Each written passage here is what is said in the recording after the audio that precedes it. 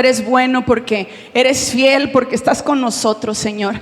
Gracias por esta lluvia que nos mandaste, Señor. Nos hacía mucha falta en la tierra. Gracias porque en medio de la sequedad tu lluvia nos recuerda que tú vienes, Señor, a refrescarnos y a recordarnos lo bueno que tú eres. Todas tus bendiciones, toda tu misericordia, toda tu fidelidad están representadas a través de este tiempo. Señor, hoy yo te ruego que esta palabra que hoy vamos a impartir, Señor, sea una palabra de bendición para mis hermanos. Que puedas hablar, Señor, directamente al corazón, que nos puedas ministrar, pero también, Señor, te ruego que confronte nuestra vida, que sea una palabra que nos hable, que quebrante la piedra, Señor, que penetre hasta lo más profundo de nuestro interior, y que asimismo, Señor, cuando tú toques nuestra vida, traiga fruto, y fruto en abundancia. Señor, rogamos por ser una iglesia que obedece a tu palabra, que obedece a tus principios, que se rinde, Señor, ante tu voz, ante tu presencia, que nada la mueve, que puede estar firme y parada sobre la roca, que tiene cimientos sólidos. Una iglesia que construye sobre la roca, no sobre la arena, Señor, sino que seamos esa iglesia llamada y amada por ti, Señor, que ha aprendido a obedecerte en todo tiempo. Señor, en tus manos estamos, en el nombre de Jesús. Amén, amén, amén. ¿Y cuántos estuvieron aquí hace 2 semanas? Levante la mano. Ok, hace 2 semanas iniciamos un tema sobre la oración, y este tema es la continuación. Nuestra predicación se llama La oración que sube delante de Dios, parte 2. ¿Ok? Bueno, muy bien. En Mateo 21:22 dice: y todo lo que pidieren en oración, creyéndolo, lo recibirán. Y recordamos que hablábamos que la oración es como un incienso, ¿verdad que sí? ¿Sí se acuerdan? Es un incienso que va subiendo hasta el cielo. Pero ese incienso, o eso que sube delante de Dios, tiene que ser agradable delante de Él. Muchas veces nosotros, con lo que hacemos, con lo que pensamos, como oramos, a veces le ponemos un objeto encima de nuestra oración, y nuestra oración está tapada. Nuestra oración no sube delante de Dios. Y aquí en la palabra, en Mateo, dice: y todo lo que pidieren en oración, creyendo, lo recibirán. Entonces, ¿por qué? Si el Señor me dice que todo lo voy a recibir, porque hay oraciones que no son contestadas, o porque hay oraciones que están tapadas, que no suben delante de Dios. Bueno, esa semana hablábamos que existen parámetros de la oración. Existen rangos o parámetros que hacen que nuestra oración sea efectiva. Y mientras yo no estoy dentro de esos lineamientos o de esos parámetros, mi oración tiene un tope o no puede subir delante de Dios. O si sube, no es una oración grata, no es un aroma grato. ¿Recuerdan que trajimos aquí un dispensador?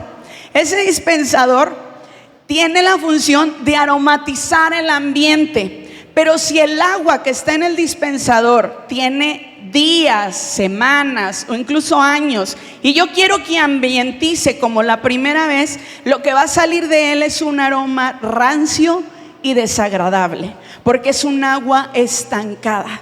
Nuestras oraciones muchas veces pueden ser así. Pueden estar siendo un aroma que a Dios no le agrada, porque podemos pedir mal. La palabra de Dios dice también que pedimos, pero no recibimos, porque no sabemos pedir o pedimos mal. ¿Y cómo es entonces que yo tengo que pedirle a Dios, o cómo es que tengo que orar?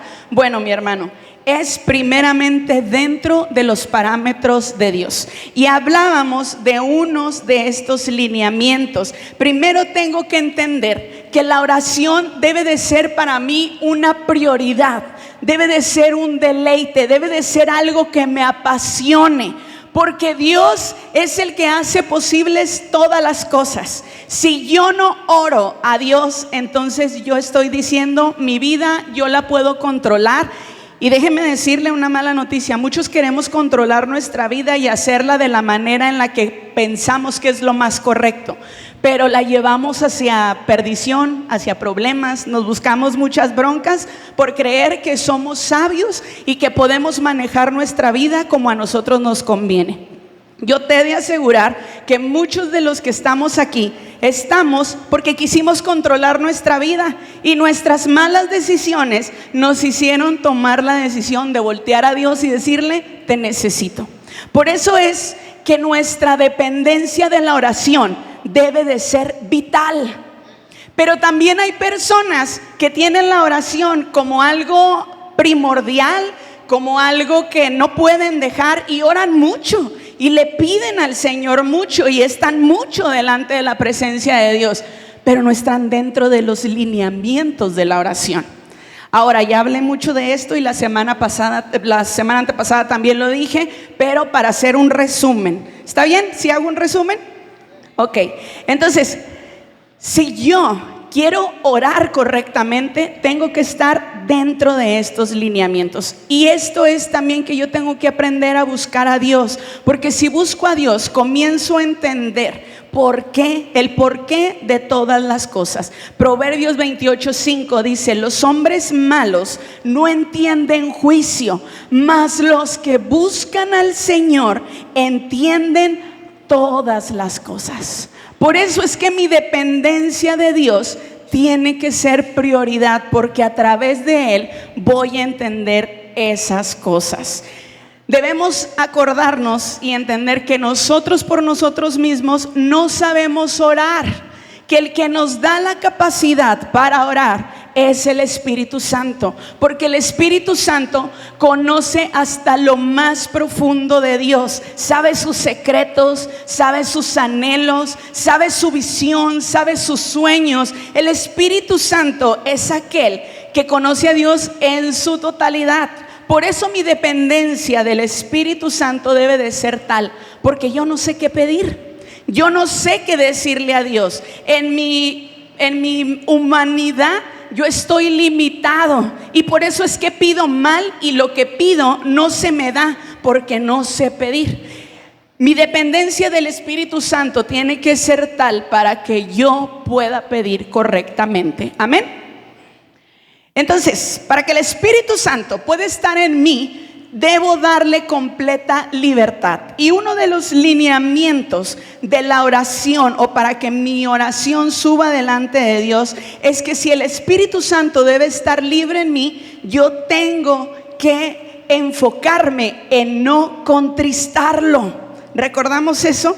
Yo me tengo que enfocar en que Él esté libre en mi vida, porque cuando Él está libre en mi vida, Él intercede al Padre. ¿Y cómo es que yo le doy libertad al Espíritu Santo? Dice 2 Corintios 3:17, porque el Señor es el Espíritu, y donde está el Espíritu del Señor, ahí hay libertad. Primero, yo tengo que reconocer al Espíritu Santo como el Señor de mi vida. Porque muchas veces decimos: no, Espíritu Santo, ayúdame, y ven y lléname y dime lo que tengo que hacer. Pero no queremos obedecer, o no estamos dispuestos a obedecer la voz del Espíritu Santo. Y aquí dice que mientras que yo no lo ponga a Él como mi Señor, entonces no hay libertad en mi vida, y yo vivo atado aunque esté en la iglesia, y yo vivo en esclavitud aunque ore mucho. ¿Por qué? Porque el Espíritu Santo está contristado o está atado dentro de mí y no puede estar en libertad. Entonces yo tengo que darle su lugar como Señor. ¿Y quién es un Señor? Es alguien que su palabra es ley, alguien a quien yo no puedo desobedecer sus órdenes, es alguien en quien yo tengo que ir sin chistar, obedecer sin chistar, sin decir: ay, ahorita, ay, mañana, híjole, es que así no me gusta, híjole, es que no, de esa manera yo no lo hago. Él es Señor, y si mi Señor dice una cosa, yo obedezco. Así es la manera en la que nosotros le damos libertad al Espíritu Santo. Y ahorita voy muy rápido en estos puntos porque quiero llegar al final, si no aquí me voy a quedar hablando. Y es que esto es muy bonito, porque recordarlo es entender que lo necesito, es entender que mi dependencia no la puedo quitar de ahí, porque el Espíritu Santo tiene que vivir en libertad. Entonces decíamos que contristar es apagar, entristecer o dejar de lado. Cuando yo no lo tengo como mi Señor, cuando yo no lo obedezco, yo puedo llegar a contristarlo, a hacerlo de lado, a no obedecerlo o incluso apagarlo. ¿Y cómo es que contristamos al Espíritu Santo? Hablábamos que cuando nosotros tenemos amargura en nuestra vida, que cuando le damos lugar al enojo, a la ira, nosotros lo apagamos. Y estas son áreas en nuestra vida que tenemos que aprender a entregárselas a Dios. Y lo primero que decíamos es que todo esto comienza, la amargura, el enojo, la ira, la amargura, el enojo, la ira, incluso hasta la contienda, empiezan por una ofensa que yo no puedo perdonar. Todo daño o todo lo que nosotros podemos llegar a sentir en este sentido comienzan por no saber cómo darle la batalla a las ofensas. Nosotros tenemos que entender que la calidad de nuestra oración depende de la condición de mi corazón. ¿Cómo está tu vida? ¿Qué tan habilitado estás en perdonar? ¿Qué tan habilitado estás en amar a los demás? Tenemos que entenderlo para dejar que nuestra oración suba con libertad delante de Dios, porque dependiendo de la condición de nuestro corazón va a ser también la calidad de nuestra oración. Y aquí dice en Hebreos 12:15, mirar bien, no sea que alguno deje de alcanzar la gracia de Dios, que brotando alguna raíz de amargura os estorbe y por ella muchos sean contaminados. El llegar al grado de la amargura nos puede llevar a que dejemos de alcanzar la gracia de Dios. O sea, que mis oraciones ni siquiera topen en el techo, sino que salgan de mi boca y caigan. ¿Por qué? Porque cuando yo guardo rencor en mi corazón hacia cualquier persona, cualquier situación, hace que mis oraciones tengan un gran estorbo. Entonces hasta aquí vamos bien, mis hermanos, ya nos vamos acordando de lo que vamos hablando.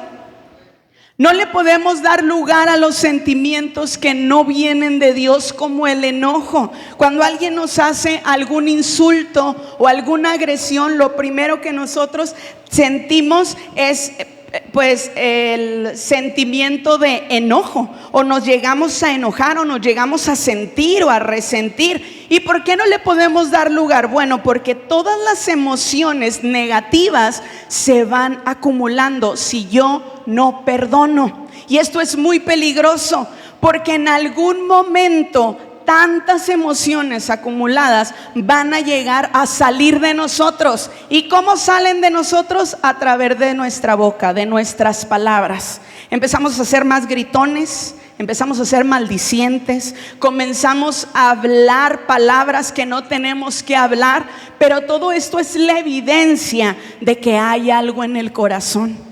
Por eso tenemos que decirle y acercarnos al Señor y decirle: Señor, tal vez, y fíjense, esto es muy sencillo, tal vez la hermanita me miró mal, o no me saludó el pastor. Híjole, Señor, lo perdono. Yo tengo que habilitarme en perdonar y en justificar, para no dejar que ninguna emoción negativa se acumule dentro de mí y después le dé lugar a todas las palabras que no honran a Dios. Porque con nuestras palabras herimos, ofendemos, y no nada más nosotros vamos a tener al Espíritu de Dios contristado, sino que toda persona herida, toda persona amargada, toda persona enojada puede llegar a contaminar a los demás.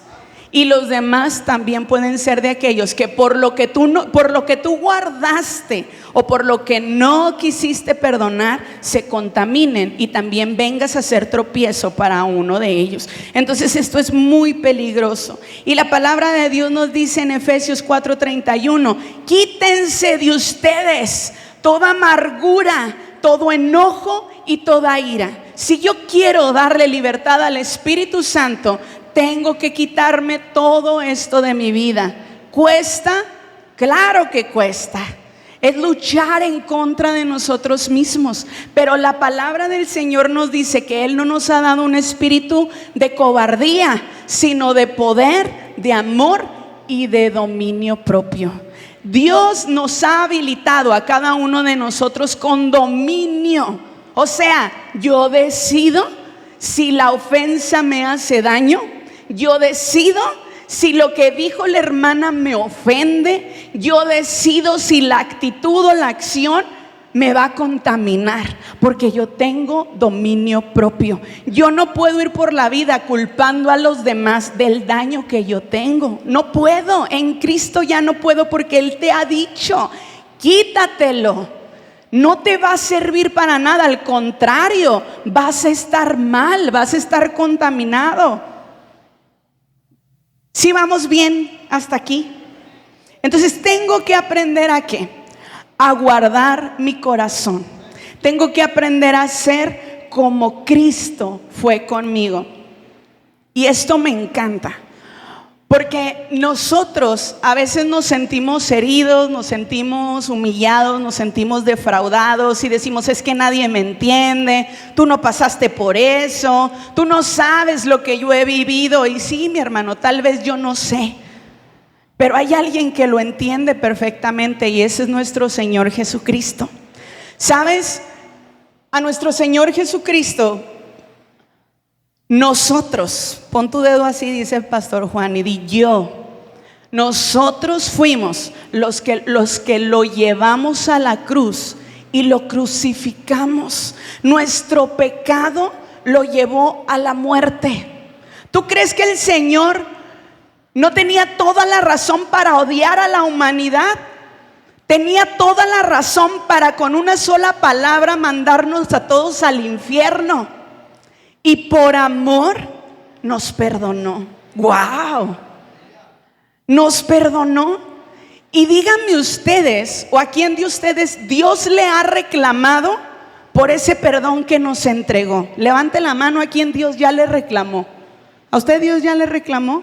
A nadie. A nadie. Él nunca nos ha dicho, por tu culpa fui crucificado, por tu culpa yo pagué por tus pecados. No, nuestro Señor no lo hace. Pero muchas veces nosotros nos sentimos superiores a Dios, y en vez de mostrar misericordia a los demás, les reclamamos. No, es que tú me hiciste, es que yo no te perdono, no te miro, no te saludo, no te hablo, porque me humillaste.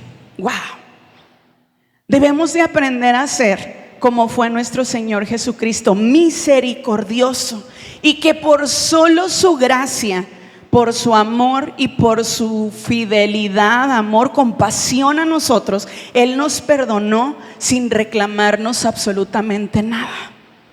Esa es la forma en la que tú y yo tenemos que aprender a perdonar y guardar el corazón, como Él lo hizo con nosotros. Mateo 5:8 dice, bienaventurados los de limpio corazón, porque ellos verán a Dios. ¿Qué nos está diciendo? Son afortunados, son dichosos aquellos que guardan el corazón, aquellos que no dejan que la ofensa les llegue, aquellos que saben perdonar como Cristo perdona, porque nada más ellos van a ver a Dios.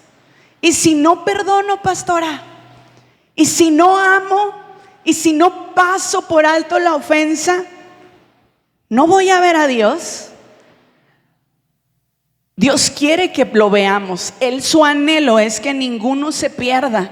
Por eso mandó a Jesucristo a morir por nosotros. Pero tenemos que aprender a guardar el corazón. Entonces, nuestra oración siempre, antes de ir a pedirle a Dios y de sacar nuestro listado para el supermercado, es decirle, Señor, examina mi corazón. Muchas veces no nos damos cuenta de los daños que traemos, porque el Señor no es un agresivo, el Señor va en etapas. Y cuando llegamos a Cristo nos muestra áreas muy evidentes que tenemos que sanar. Pero mientras más vamos creciendo en Dios, mientras más vamos creciendo en la oración, y si le dejamos examinarnos, Él va a ir sacando va a ir sacando y va a ir sacando. Va a llegar un momento en el que va a sacar áreas o cosas de ti que te van a doler mucho. Hay áreas que duelen hasta lo más profundo. Cuando Dios te dice, entrégamelo. Cuando Dios te dice, perdona a tus agresores, perdona a tu padre que te abandonó, perdona a tu esposo que te dejó, perdona a tu esposa que te hizo tal cosa o tal daño, perdona a tal persona que habló mal de ti. Son áreas que a veces duelen y que dices, Señor, pero es que ¿cómo lo voy a perdonar si toda mi infancia sufrí por eso? Cuando Él te lo pide, es porque viene sanidad a tu vida y porque quiere que el Espíritu Santo esté libre dentro de ti. Por eso debemos de dejar y decirle en oración, examíname. Va a llegar momentos en tu tiempo de oración. Yo así lo oro al Señor por ti. Le pido al Señor que sea un momento en el que tú le digas, no importa, Señor, lo que tengas que trabajar conmigo, sácalo. Porque nosotros debemos de estar listos para crecer, para dar brincos más allá. El Señor no nos quiere niños ofendibles, y ahorita vamos a hablar de eso. El Señor quiere que vayamos en nuevas alturas para que el Espíritu esté libre en nosotros y así podamos orar como conviene. Que sea el Espíritu el que interceda a Dios a través de nosotros, porque nosotros no sabemos cómo interceder. Entonces hay que decirle al Señor, examina mi corazón. Amén. Entonces dijimos que dentro de estos márgenes es, número 1, no contristar al Espíritu Santo. Y ya sabes cómo contristarlo. Hablábamos también esa semana en cuanto a que uno de los márgenes también es la relación en el matrimonio. Someternos los unos a los otros. Porque podemos también orar mucho, pero estar mal con nuestra pareja. Podemos no respetarla o respetarlo o honrarlo, o con nuestros hijos. ¿Cómo tratamos a nuestra esposa? ¿Cómo tratamos a nuestros hijos? Les decíamos esa vez que pudieran ustedes atreverse a hacer un test con su familia y decirle, hijo, hija, esposa, esposo, ¿qué piensas de mí? ¿Realmente represento bien a Dios? ¿Qué crees que te dirían tus hijos? Sobre todo los niños no mienten, son bien sinceros. Muchas veces los jóvenes, ya por el daño que hay en el corazón, te pueden decir un montón de cosas, pero hay que orar al Señor y pedirle al Señor mucha sabiduría para tratar a nuestros hijos. Hijos, pudieras preguntarle a tus padres, ¿tú crees que yo represento bien a Dios, mamá, papá? ¿Cómo crees que es mi vida? Porque muchas veces creemos, como les decía ahorita, que la culpa la tiene mamá, papá, que la tiene el esposo, la tiene la esposa. Pero realmente somos nosotros que no hemos dispuesto nuestro corazón para obedecer a Dios. Entonces, si yo quiero honrar a Dios y que mis oraciones suban delante de Dios, tengo que estar bien en mi familia. Y hablábamos que una de las cosas para respetar el núcleo familiar es el temor a Jehová. Si yo no tengo temor a Dios, un temor que me hace decir, no voy a pecar en tu contra, o no te voy a ofender, o no te voy a hablar mal. Si yo no tengo ese temor a Jehová, lo que va a salir de mí es todo lo contrario. Voy a ser de los que ofende a mi pareja, voy a ser de los que dañan a mis hijos, porque no hay un filtro. El temor a Dios es ese eje, ese filtro que nos hace dirigirnos en base a la voluntad de Dios. Hablábamos también que como maridos, sobre todo los hombres que son los líderes de la casa, que son los pastores de su casa, tienen que aprender a hablar correctamente en sus casas, no como una autoridad que se impone, sino como aquellos que con su ejemplo y con sus palabras purifican toda la casa. ¿Cómo hablamos en nuestra casa? Ven para acá, burro, menso. Hay algunos que les digo, no les digas así. Y luego después ahí los andan menciando por todos lados y uno se enoja porque ¿por qué le dices menso a mi hijo? Bueno, pues tú eres el primero que le dice menso. Entonces tenemos que aprender a hablar correctamente a nuestra familia, porque tu boca tiene poder. A veces nuestros hijos se limitan porque nunca los bajamos de brutos, de tontos. Porque siempre, no, es que él no puede, no, es que ella no sabe, no, es que, no. Tu boca tiene el poder de potencializar a tu familia. Maridos, esposos, sean sabios y sean inteligentes. El temor a Dios, el amor al Señor te tiene que hacer hablar con inteligencia. A través de tu boca purificas a tu esposa. A través de tus palabras tú la limpias delante de Dios. Tú se la presentas como una esposa sin mancha. Eso hace Jesucristo con nosotros. Tenemos un acusador. Delante del Padre está el enemigo todo el tiempo. Y mira lo que hizo. Y mira, y es un tonto y no sabe cómo honrarte. Y mira, y nos está acusando. Pero hay alguien que todo el tiempo nos está limpiando. Y ese es nuestro abogado, el Señor Jesucristo, que dice, no, mira, dale chance. Él es bueno y nos da identidad y nos da propósito. Y delante del Señor, Él nos limpia y nos hace ver presentables. Al principio de la creación, la tierra estaba desordenada, por si ningún lado estaba vacía, pero el líder del mundo con sus palabras comenzó a darle orden. Y la tierra es lo que es hoy, gracias a que Dios, como líder principal, con su boca, con su sola palabra, comenzó a ordenar. Marido, líder de la casa, o mujer que te ha tocado ser la responsable de tu hogar, limpia tu casa con tus palabras. Dejen de ofenderse. No se hablen con cariñitos ofensivos. Les dicen por ahí los pasivos agresivos. Ay, mi gordita. Ay, el negrito. No nos hablemos así. Hablémonos como el Señor nos hablaría. Recuerda que tu esposa es coheredera juntamente con Cristo. Él la ha diseñado para que tú la presentes delante de Dios como alguien que tiene que ser honrada. ¿Y hasta aquí vamos bien? Ok.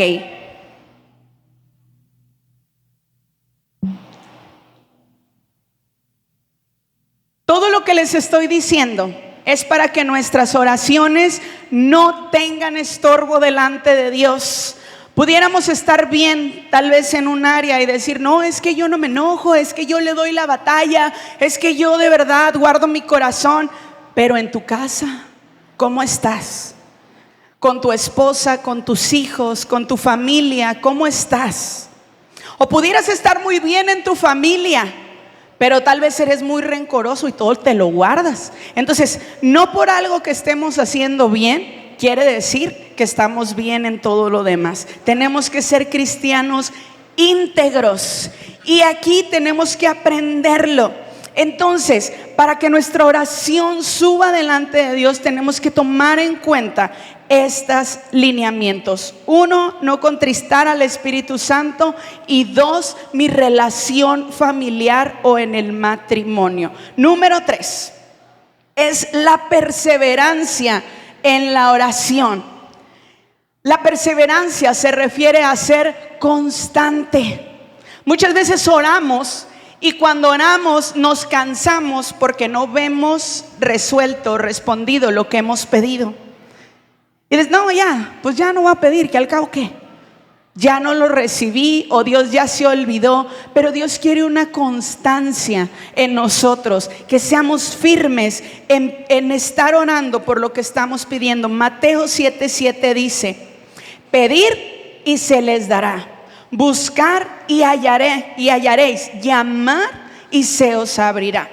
Y este versículo pareciera que solamente con pedir o con solamente abrir nuestra boca vamos a recibir. Pero mira la versión Palabra de Dios para Todos, que dice de la siguiente manera: no se cansen de pedir y Dios les dará. Sigan buscando y encontrarán. Llamen a la puerta una y otra vez y se les abrirá.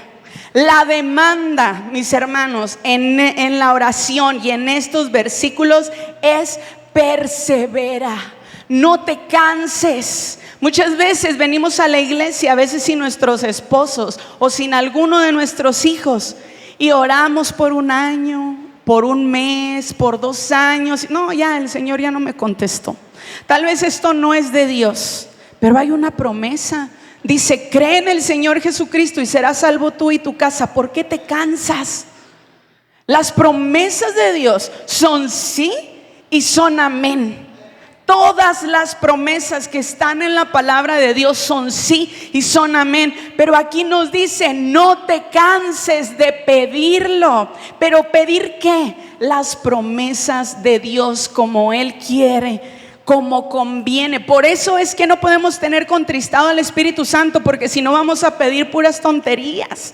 Tenemos que pedir conforme a la voluntad de Dios. A mí me encanta contar este testimonio, porque cuando nosotros conocimos a Cristo, mi mamá nos empezó a llevar a la iglesia. Yo tenía como 6, 7 años aproximadamente.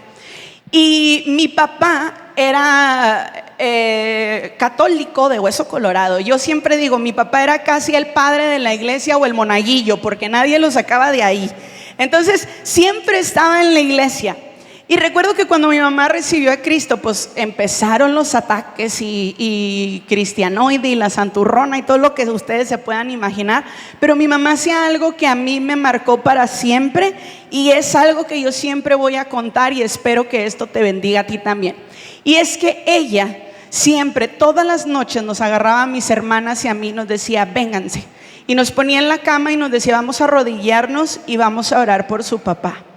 Y todas las noches, por 3 años y medio, estuvimos orando y pidiéndole a Dios: Señor, alcanza a mi papá, que mi papá pueda venir a tus pies. Y era imposible, porque mi papá era muy entregado a la religión. Y me acuerdo también que ella iba a la iglesia y ella siempre le separaba un lugar a mi papá en la reunión. Y cuando le preguntaban: ¿está ocupado ese lugar? Y ella decía: sí, es el lugar de mi esposo. Mi papá no iba por 3 años y medio y no iba a la reunión. Pero un día, después de 3 años y medio, después de guardarle su lugar, mi papá llegó a la iglesia y nunca jamás se volvió a ir. Todavía está en la iglesia. Pero eso solo lo hace la perseverancia. No te puedes cansar de pedirle al Señor lo que es conforme a su voluntad.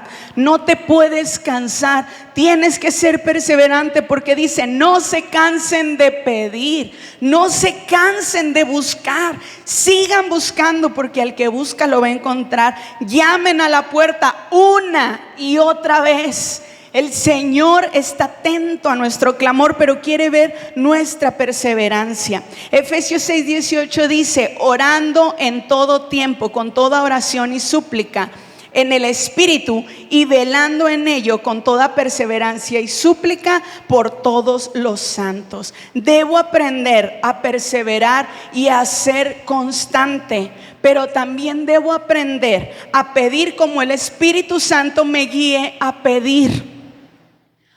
Oramos por nuestras necesidades y por nuestras conveniencias. Oramos por lo que yo creo que es lo bueno para mí. Y no es malo, mi hermano, que ores por lo que necesitas, porque Dios sabe y conoce que tenemos necesidad. Pero si queremos ser efectivos en la oración, debemos aprender a perseverar y a pensar como Dios piensa. Ser personas de reino. El reino de Dios y la manera en la que el Señor piensa no tiene nada que ver como tú y yo pensamos. Muchas veces decimos: Señor, regálame un carro del año para poder así ir a la iglesia, para que no me tope con las lluvias y pueda estar ahí. Pero realmente Dios conoce la intención de nuestro corazón y sabe que nuestra intención no es venir a la iglesia. Porque cuando no lo teníamos, nunca nos esforzamos por estar en la casa de Dios. Entonces el Espíritu Santo nos va a hacer entender las cosas que son del reino, porque en el reino es a pie, con ganas, sin ganas, con motivación, sin motivación. El Señor es Señor y Él tiene que ser exaltado. Y a pesar de lo que sea, yo voy a estar en la casa de Dios. El reino de Dios, los cielos lo entienden, Pero tú y yo estamos limitados a nuestra manera de pensar, a nuestros propios deseos, y creemos que a veces estamos orando correctamente. Señor, dame un carro para poder ir a la iglesia. No es malo que pida un carro, pero pídalo conforme a lo que Dios establece en su palabra. Sea fiel, sé constante en lo que quieres para Dios. Dile a Dios: enséñame a ver las cosas como tú las ves, porque Dios nos va a enseñar a orar correctamente. El reino de Dios está sufriendo violencia, están pasando muchas cosas en lo espiritual, y nosotros acá concentrados en lo que queremos. Señor, por favor, que me saque la lotería, mientras acá se está librando una batalla, y no por la lotería, sino por cosas que involucran y que interesan al reino. Pero nosotros estamos desenfocados. Por eso necesito la dirección del Espíritu Santo para poder pedir como conviene y no cansarme de pedirle al Señor según su voluntad, porque a veces las cosas están por suceder, pero nos damos por vencidos, nos cansamos y decimos: ya, hasta aquí. Y el Señor estaba a punto de obrar. Entonces debemos de aprender a pedir conforme a la voluntad del Señor. Y mire lo que dice Santiago 4:3, en palabra de Dios para todos: y cuando le piden a Dios, no reciben nada, porque la razón por la que piden es mala, para poder gastar en sus propios placeres. O sea, cuando no recibimos es porque estamos pidiendo solo para nuestros deleites, solo para nuestros placeres o solo para nuestra conveniencia. Tenemos que aprender a pedir conforme al Espíritu Santo. Ahora, todo lo anterior es muy importante, porque si mi corazón está bien delante de Dios, va a saber pedir bien. Pero si mi corazón es incorrecto, va a pedir para sus propios deseos, y estaremos pidiendo o idealizando cosas materiales.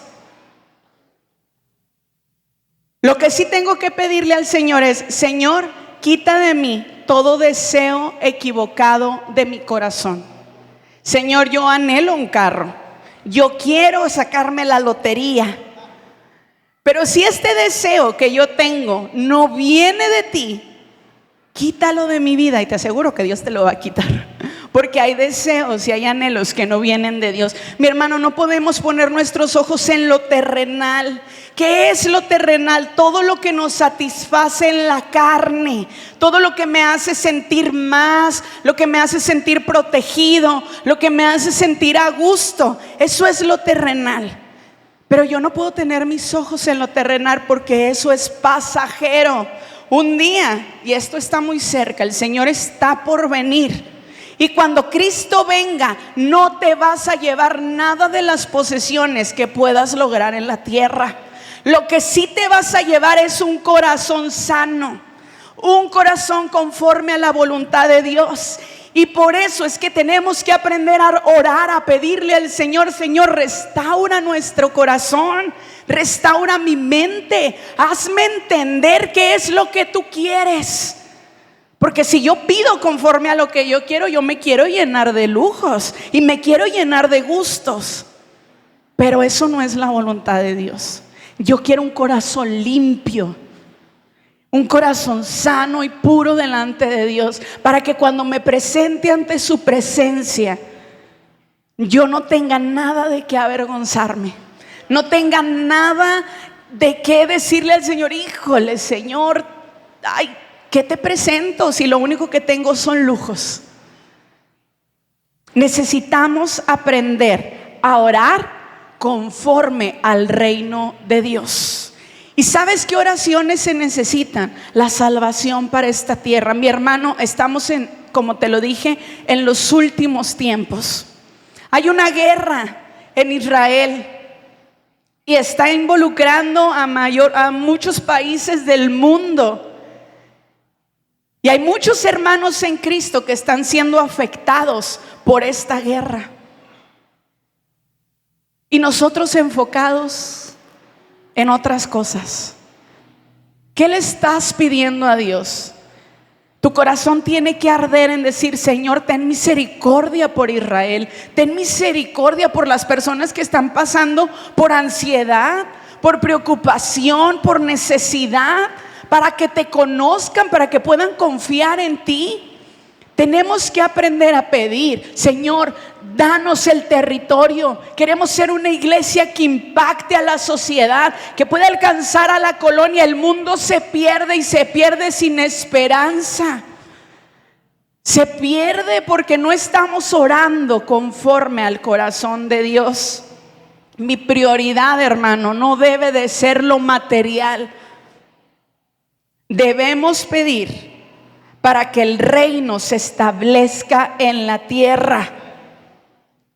Y el último de los parámetros, y con este termino, es que dentro de los márgenes o de los lineamientos de la oración, es que debemos creerlo y pedirlo con fe. Santiago 1 del 5 al 8 dice: y si alguno de vosotros tiene falta de sabiduría, pídala a Dios, el cual la da a todos abundantemente y sin reproche, y le será dada. Pero pida con fe, no dudando nada, porque el que duda es semejante a la onda del mar, que es arrastrada por el viento y echada de una parte a otra. 7. No piensen pues quien tal haga que recibirá cosa alguna del Señor. 8. El hombre de doble ánimo es inconstante en todos sus caminos. Lo primero que dice es que si alguno está falto de sabiduría, si yo no sé qué pedir, si yo no sé qué hacer, si yo necesito sabiduría, dice la palabra del Señor que la pidamos a Dios, porque Dios la va a dar, y esto es sin reproche. Pero yo tengo que de verdad anhelar la sabiduría de Dios. ¿Qué significa esto? A veces nos sentimos que nosotros ya lo sabemos todo. A veces creemos que nuestras ideas son las mejores, o que yo soy el único que entiende la palabra de Dios y por eso yo soy sabio. Dice la palabra que aquel que esté falto, aquel que se sienta, aquel que diga: Señor, yo necesito sabiduría, a ese es al que se le va a dar. No al que cree que ya la tiene, no al que se cree sabio, porque a veces nos sentimos sabios, inteligentes y que ya las podemos de todas a todas en Cristo, y nos olvidamos que somos dependientes de Dios.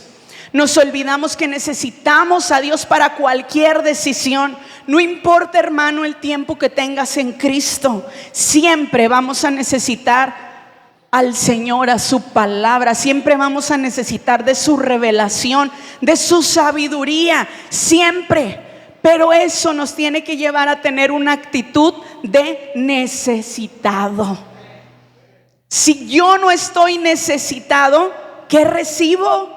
No puedo recibir, porque dice: el que esté falto, el que crea que no la tiene, pídasela a Dios. Y esa debe de ser mi oración: Señor, dame sabiduría. No importa que ya me haya leído la Biblia 500 veces. ¿Quién ya la leyó 500? A ver, levanta la mano. Excelente, a todos los imaginarios que la levantaron. Por fe. Una vez. Bueno, ok. 2. Bueno, ya no voy a preguntar. Pero no importa las veces que la hayamos leído, cuando tú le eres honesto a Dios y le dices: Señor, quita de mí todo orgullo, toda altivez, toda soberbia, el creerme que lo sé todo. Dios, cada vez que leas su palabra, se va a seguir revelando a tu vida. Si le pides sabiduría, Él te la va a dar. Porque aquí la condición es: si está falto de, le será entregada. Si yo pienso que soy muy sabio, ni siquiera la voy a pedir.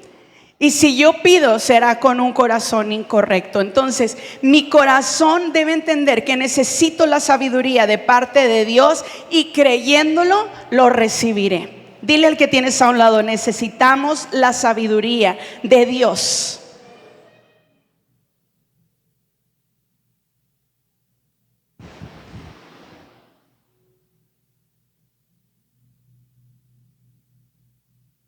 Porque el otro lado también es el incrédulo, el que no cree. Porque la sabiduría me hace actuar en fe. La sabiduría me hace creer a Dios y en sus promesas a pesar de lo que no veo. Y el otro lado es la incredulidad. Y el incrédulo es, ahí les va, aquel que no cree, es inconstante. Un día dice que sí y al otro dice que no. Y eso es evidencia de una persona que no cree o que no tiene fe. La inconstancia. Yo debo de pedir con fe. Y mire, y aquí hay algo que me llama mucho la atención, porque el versículo 6 de Santiago, capítulo 1, versículo 6, dice: pero pidan con fe, no dudando nada, porque el que duda es semejante a la onda del mar, que es arrastrada por viento y echada de una parte a otra. ¿Cómo es una ola de mar? Va, viene, no tiene dominio de sí misma, sino que está descontrolada. Nadie la puede sujetar, nadie la puede controlar. Cuando nosotros estamos faltos de fe, somos incrédulos y somos como esa onda de mar que no se deja guiar por el Espíritu de Dios. Estamos descontrolados. Un día vamos para allá y otro día vamos para acá. Un día sí queremos ir a la iglesia, otro día no queremos ir a la iglesia. Un día sí tengo ganas de orar, otro día ya no tengo ganas de orar. La incredulidad nos hace ser así. Los jóvenes un día tienen ganas de superarse y al otro día no. Y esto no es solamente en las cosas espirituales, también es en las naturales. Un día quiero emprender, otro día ya no. Un día quiero terminar mis proyectos y al otro día no, es que hoy no. Somos procrastinadores, ¿sí se dice así? Y dejamos todo para después, somos inconstantes. Entonces el incrédulo no cree. Y lo malo es que ese tipo de personas no vienen a la iglesia o son inconstantes y lo que anhelan es que Dios les responda. Oran y dicen: bueno, Señor, respóndeme en esto, pero eres inconstante. Y aquí la palabra de Dios nos menciona y nos enseña que tenemos que aprender a perseverar, a ser constantes, a creer lo que Dios nos ha dicho. Porque alguien que es inconstante está manifestando incredulidad. No va a orar creyendo porque su inconstancia manifiesta incredulidad. Mi hermano, es bien peligroso ser inconstante, porque mi oración le demuestra a Dios, o puede subir delante de Dios, pero con un aroma desagradable. Mi vida de constancia, de firmeza en Dios, demuestra la fe que yo tengo en Él, de que le creo. El ser constante en lo que hago me hace decirle a Dios: Señor, yo tengo fe de lo que tú vas a hacer. Tal vez hoy voy a la iglesia desmotivado, tal vez hoy estoy orando en tristeza, tal vez hoy me siento mal, pero aquí estoy porque te creo, porque lo que tú me has prometido yo sé que lo vas a cumplir.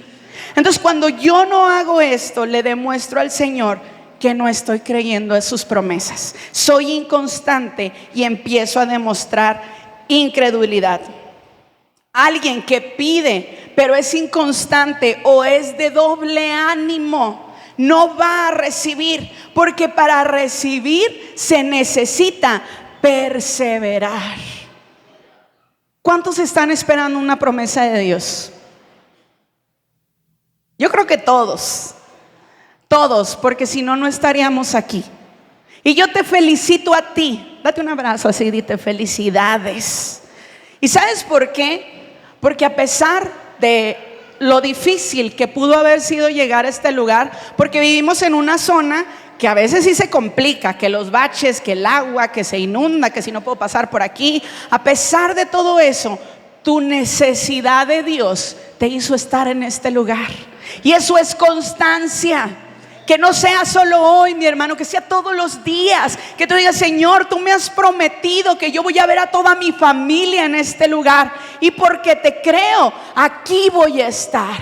Voy a ser firme, Señor, te voy a creer. Esperanza contra esperanza. Abraham, un hombre mayor de edad, muy mayor, más de 100 años. El Señor le dio una promesa de tener descendencia. ¿Quién lo creería? Yo no. Si a mí a los 100 años me dicen vas a tener una descendencia muy grande de un hijo natural, yo diría, ay no, como que esto no está bien. Dios como que anda un poquito desorientado con mi edad. Pero Abraham creyó a pesar de lo que estaba viendo con sus ojos naturales. ¿Qué te ha prometido el Señor? ¿Qué te ha dicho Dios? ¿Y cómo estás demostrando tu fe delante de Dios? Entonces, tenemos que creerle a Dios, no dejarnos vencer por el desánimo. Hoy en la mañana hablábamos mi esposo y yo sobre el envejecimiento de los cristianos. ¿Sabías que un cristiano se puede envejecer? El cristiano se envejece cuando empieza a bajar la guardia, cuando deja de ser firme, cuando deja de ser constante, cuando empieza a ver lo terrenal, cuando dice, ay, el cansancio. Los cristianos no podemos envejecernos, tenemos que ser fuertes. Y ya después hablaremos de esto, porque ya mi esposo me está viendo así como que cállate, ya no digas eso.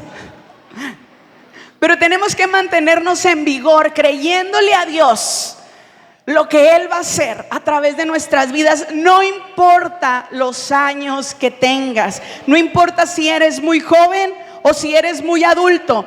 Si Dios lo prometió, Dios lo va a hacer. Amén. Así que dale un fuerte aplauso al Señor.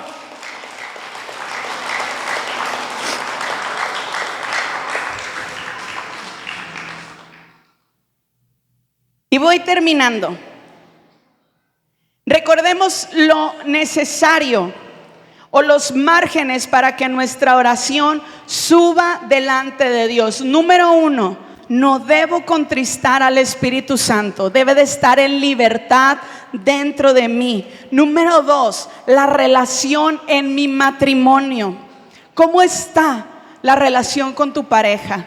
¿Vinieron enojados el día de hoy? Eso es normal, cuando venimos a la iglesia es cuando más salen las discusiones y más salen las peleas. Pero esto es porque nos quiere hacer el enemigo como que no vayamos. Entonces, atentos.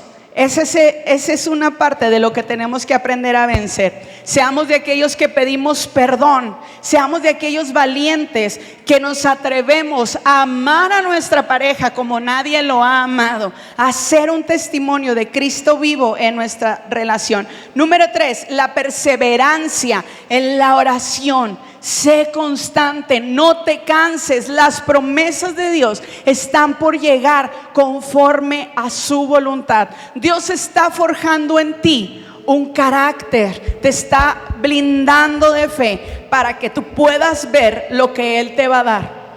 Pero sé perseverante en la oración. Y número 4, creyéndolo, siendo constantes a lo que Dios nos ha dicho.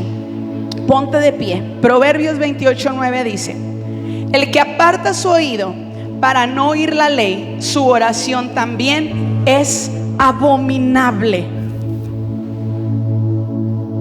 El que no quiere aprender, el que no quiere obedecer lo que se le enseña, su oración es abominable. Yo no quiero que mi oración sea abominable delante de Dios o que sea algo que no le gusta. No sé si alguna vez has tenido alguna conversación con una persona que dices, ay no, que ya se calle porque lo que está diciendo no me gusta. Lo que está hablando, ay no, me incomoda. A veces Dios se siente así con nuestras oraciones. ¿Sabes cuándo? Cuando no ponemos atención a su palabra. Cuando hacemos de lado la enseñanza, cuando decimos, ay, pues ahí en la iglesia dicen, pero yo creo que es mejor así. El que aparta su oído para no oír la ley, y la ley es la palabra de Dios, su oración también es abominable.